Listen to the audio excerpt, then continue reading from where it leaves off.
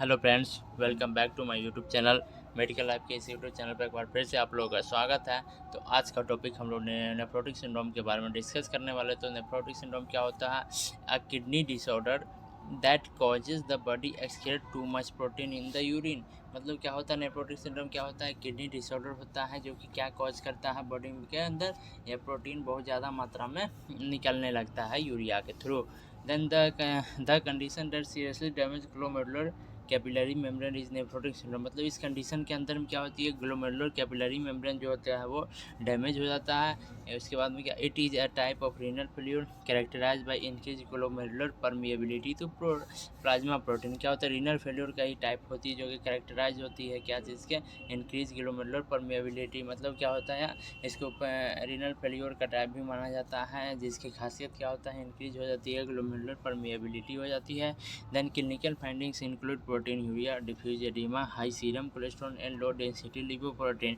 मतलब इसके अंदर में क्लिनिकल साइन एंड सिम्टम्स क्या क्या चीज़ देखने को मिलता है? प्रोटीन यूरिया देखने को मिलेगी। प्रोटीन यूरिया का मतलब होता है यूरिया यूरिन के अंदर प्रोटीन की मात्रा बहुत ज़्यादा हो जाना। डिफ्यूज एडिमा, स्वेलिंग हो जानी। हाई सीरम कोलेस्ट्रॉल मतलब कोलेस्ट्रॉल का लेवल हाई हो जाना। एंड लो डेंसिटी लिपोप्रोटीन जो होती है उसकी भी लेवल जो होती है हाई हो जाना। देन मतलब कि कहने का मतलब क्या हो जाता है, नेफ्रोटिक सिंड्रोम क्या हो गया? नेफ्रोटिक सिंड्रोम जो ऐसा कंडीशन होता है जिसके अंदर में प्रोटीन का मात्रा बहुत ज़्यादा मात्रा में बढ़ जाता है। देन इसके अंदर में क्या हो जाता है, यहाँ ग्लोमेरुलर कैपिलरी मेम्ब्रेन जो होती है वो डैमेज हो जाती है। देन ये इसको रीनल फेल्यूर का टाइप भी माना जाता है, जिसकी खासियत क्या होती है, ग्लोमेरुलर परमिएबिलिटी इंक्रीज हो जाती है।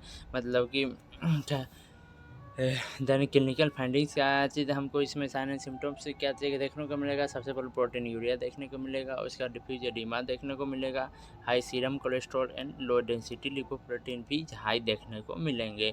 इसकी एटियोलॉजी की मैं बात करता हूँ तो कॉजेज इसके अंदर में प्राइमरी और सेकेंडरी आती है। तो प्राइमरी कॉजेज के अंदर में नेफ्रोपैथी आती है।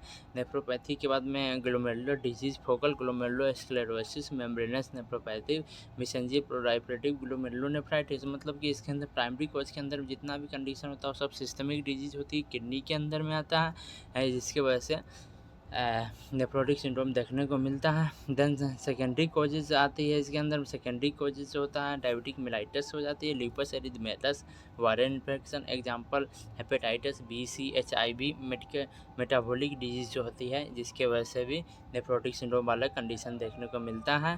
देन क्लिनिकल मैनिफेस्टेशन मतलब साइन एंड सिम्टम्स क्या क्या देखने को मिलेगा? तो इसके अंदर में एडिमा देखने को मिलेगी, ब्रीथलेसनेस देखने को मिलेगा, हाइपरटेंशन देखने को मिलेगा, प्रोटीन यूरिया देखने को मिलेगा, डायलिपिडीमिया देखने को मिलेगी। साइन एंड सिम्टम्स की मैं बात करता हूँ, डायग्नोस्टिक इवेल्युएशन मैंने इसमें लिखा नहीं है, बट इसमें जो होता है हिस्ट्री, सबसे पहले हिस्ट्री टेकिंग करते हैं। देन क्लिनिकल एग्जामिनेशन करेंगे, क्लिनिकल एग्जामिनेशन के बाद में यूरिन एनालिसिस करेंगे, नीडल बायोप्सी करेंगे, RFT करेंगे।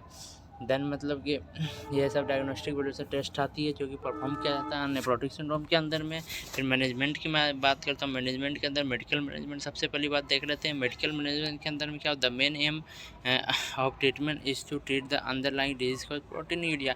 मतलब कहने का मतलब क्या होता है, मेडिकल मैनेज के अंदर में सबसे मेन एम इसका क्या होता है, जो अंडरलाइंग डिजीज, जो सिस्टमिक डिजीज, जो लिपस एरिथमेटस हो गई थी, नेफ्रोपैथी थे, फोकल ग्लोमेरुलर डिजीज था, उसके लिक्विफेक्टिव मेम्ब्रेनस नेफ्रोपैथस नेफ्राइटिस जो थी, जो कंडीशन जो था प्राइमरी कोज के अंदर में जो थी, उसको सबसे पहले अंडरलाइंग डिजीज जो होता है उसको सबसे पहले मैनेजमेंट करना होता है, उसको क्योर करना होता है। देन नेफ्रोटिक सिंड्रोम क्योर हो जाती है।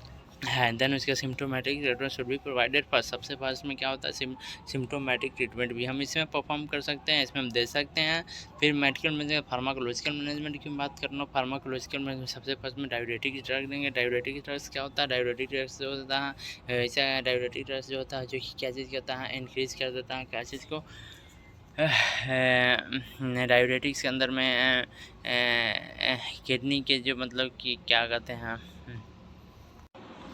डायबिटिक्स ड्रग्स के बारे में बोल रहे थे। डायबिटिक्स ड्रग्स जो होता है इसके अंदर में स्पेशल लूप डायबिटिक्स है, फ्यूरोसेमाइड, टोर्सेमाइड मेडिसिन होती है डायबिटिक्स में दे सकती है। क्या चीज़ होता है, रीअब्जॉर्प्शन कराता है। देन उसके बाद इनक्रीज कर जाता है, क्या चीज़ का होता है, यूरिन जो हो जाता है उसको लेवल जो होता है इनक्रीज होती है। तो इसमें डायबिटिक्स ड्रग्स देंगे। कॉर्टिकोस्टेरॉइड दे सकते हैं। कॉर्टिकोस्टेरॉइड क्या था, corticosteroids are use to treat the minimal change disease. And focal glomerulosclerosis corticosteroid देंगे सिस्टमिक डिजीज जो होता है उसको क्योर करने के लिए। देन इम्यूनोसप्रेसेंस मेडिसिन दे सकते हैं, कॉर्टिसोल साइक्लोस्पोरिन दे सकते हैं। देन उसके बाद में कीमोथेरेपी और ट्यूमर डिसेक्शन कर सकते हैं। क्या होता है chemotherapy tumour dissection is the optimum treatment option for cancer associated nephrotic syndrome. अगर नेफ्रोटिक सिंड्रोम हो गई है बट वो लीड कर रही कैंसर से रिलेटेड होगी में लीड करने वाले कैंसर में चेंज होने वाली है, जिसके लेकर के हम इसको कीमोथेरेपी या ट्यूमर डिसेक्शन भी हम कर सकते हैं। देन उसके बाद पेशेंट में नीड विटामिन डी सप्लीमेंट्स है if nephrotic syndrome is long term and not responding to treatment. मतलब कहने का विटामिन डी सप्लीमेंट्स भी हम दे सकते हैं पेशेंट को। कब दे सकते हैं? जब मतलब बहुत लंबे समय से नेफ्रोटिक सिंड्रोम का मेडिसिन चल रहा है बट वो सिक्योर नहीं हो रही है, ट्रीटमेंट नहीं हो रही, मैनेजमेंट नहीं हो रही है, तो विटामिन डी सप्लीमेंट्स मेडिसिन दे सकते हैं। देन ब्लड थिनर्स की बात करें तो ब्लड थिनर्स में भी नीडेड टू ट्रीट द और प्रिवेंट द ब्लड क्लॉट को होने से रोक सकता है, तो इसलिए इसकी आवश्यकता पड़ती है। ब्लड थिनर्स भी दे सकते हैं। एंजियोटेंसिन कन्वर्टिंग एंजाइम में also help to decrease the amount of protein loss in urine के अंदर जो प्रोटीन बहुत ज़्यादा मात्रा में निकल रही है उसको कम करने के लिए एंजियोटेंसिन कन्वर्टिंग एंजाइम का भी हम इस्तेमाल कर सकते हैं। देन इसके बाद में क्या जो medical management, pharmacological management, nursing management की बात करता हूँ। नर्सिंग मैनेजमेंट के अंदर सबसे क्या होता है, प्रोवाइड एडिक्वेट न्यूट्रिशन, मतलब न्यूट्रिशन जो होता है नॉर्मल अमाउंट में देंगे जितना बॉडी की रिक्वायरमेंट होती है टू कंटिन्यू द ट्रीटमेंट को कंटिन्यू किए रहेंगे। देन उसके बाद में क्या होता है, to explain the importance of communicating any health related changes to their health care provider as soon as possible. Health care provider को क्या चीज़ करेंगे, मतलब क्या एक्सप्लेन करेंगे। कोई भी हेल्थ से रिलेटेड चेंजेस अगर पेशेंट पर देखने को मिल रही है तो हम उसको एज सून एज जितना जल्दी हो सके हेल्थ केयर प्रोवाइडर को ये मैसेज सेंड करेंगे, उसको जा कर के बताएँगे।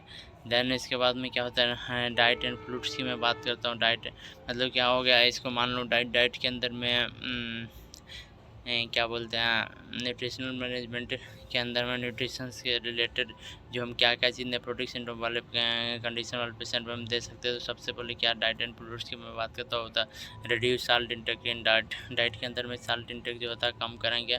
Give a diet with adequate calorie intake and sufficient protein content, मतलब क्या हो जाता है, मतलब क्या होता है, give a diet with adequate calorie intake, calorie जो एंड सफिशिएंट प्रोटीन कंटेंट, मतलब क्या प्रोटीन सफिशिएंट मात्रा में देंगे जो कि 1/2 kg per day daily, 1/2 kg per day daily के अकॉर्डिंग हम देखें। दैन इसके बाद fluid restriction is not usually necessary, fluid restriction इतना नेसेसरी नहीं होती है, फ्लूड दे सकते कंटिन्यू कर सकते हैं। एडिमा वही पेशेंट का हैविंग एडिमा हो जाता है, एडिमा सीरियस होता है डायबिटिक्स विद फ्यूरोसमाइड, मतलब क्या अगर पेशेंट का एडिमा है, साइनस सिम्टम्स देखने को मिल रहा है तो उसके लिए हम डायबिटिक्स देंगे। डायबिटिक्स के अंदर में क्या होता है, फ्यूरोसमाइड दे सकते हैं।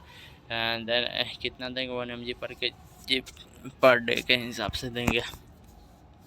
स्पाइरोलेक्टोन में मेडिसिन होती है वो भी डायबिटिक्स से आती है। देन वो कितना देंगे, 2 mg पर kg पर डे के हिसाब से दे सकते हैं। उसके बाद में check weight regularly to assess the response of diabetic का क्या रेस्पॉन्स है, इसके लिए हम वेट रेगुलर चेक करेंगे।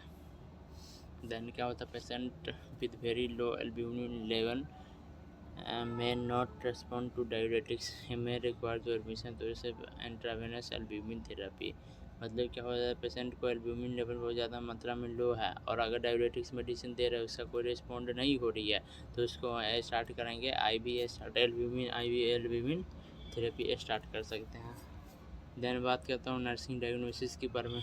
नर्सिंग डायग्नोसिस इसमें कौन कौन सी बन सकती है, इसके अंदर क्या एक्सेस फ्लूइड मतलब volume related to fluid accumulation tissue and third space, मतलब क्या नेफ्रोटिक सिंड्रोम के अंदर क्या होता है, फ्लूइड एक्युमुलेशन हो जाता है जिसकी वजह से क्या चीज़ होता है, एडिमा देखने को मिलता है। तो इसके लिए क्या नर्सिंग डायग्नोसिस क्या बनेगा, excess fluid volume related to fluid accumulation, मतलब फ्लूइड वॉल्यूम बहुत ज़्यादा मात्रा में एक्सेस हो गई है फ्लूइड, क्योंकि फ्लूइड एक्युमुलेट हो गया, कहाँ पे एक्युमुलेट हो गया, टिश्यू के अंदर में, अंदर थर्ड स्पेस जो होता है वहाँ हमारे टिश्यू के अंदर थर्ड स्पेस आती है उसमें बहुत ज़्यादा मात्रा में एक्युमुलेट हो गई है जिसकी वजह से फ्लूइड वॉल्यूम एक्सेस हो गया।